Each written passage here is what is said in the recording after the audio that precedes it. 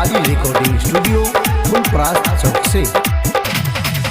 करे छही मस्ती छौरी, करे छही मस्ती छौरी, सोलह के गे ताल में किछु माल तो डीजे वाला छौरा, किछु माल तो डीजे वाला छौरा, छौरिया गे गाल में किछु माल तो डीजे वाला छौरा, छौरिया गे गाल में किछु माल तो डीजे वाला छौरा।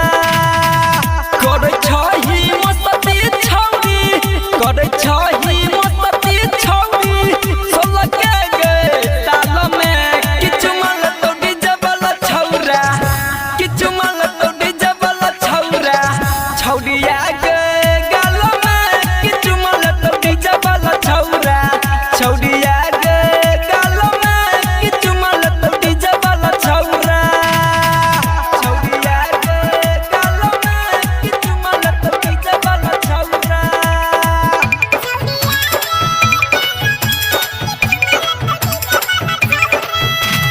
डीजे चंदेश्वर पंडित की प्रास चौक, डीजे चंदेश्वर पंडित की प्रास चौक।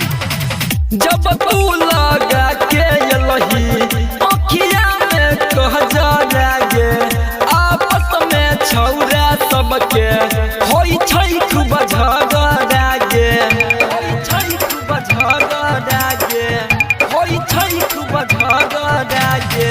जब तू लगा के यलही अखिया में कह जा गे, आपस में छौरा सबके होई छै खूब झगड़ा गे।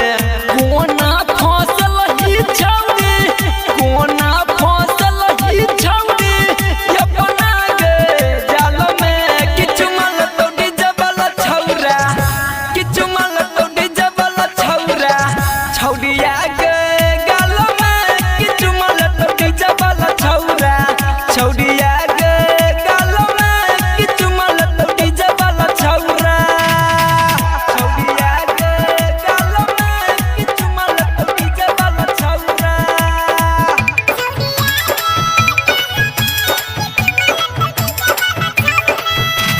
डीजे चंदेश्वर पंडित की प्रास चौक, डीजे चंदेश्वर पंडित की प्रास चौक। कोमे उमर में तोहर गदरल जवानिया गे, एक बेर चिखा दे हमरो होठवा के ललिया गे, होठवा के ललिया गे, होठवा के ललिया गे। कोमे उमर में तोहर गदरल जवानिया गे, एक बेर चिखा दे हमरो होठवा के ललिया गे। रहरिया रंगल कहै छौ, रही डर मदन कहै छौ, जइहे नहीं पंडाल में किछु माल तो डीजे वाला छौरा, किछु माल तो डीजे वाला छौरा, छौरिया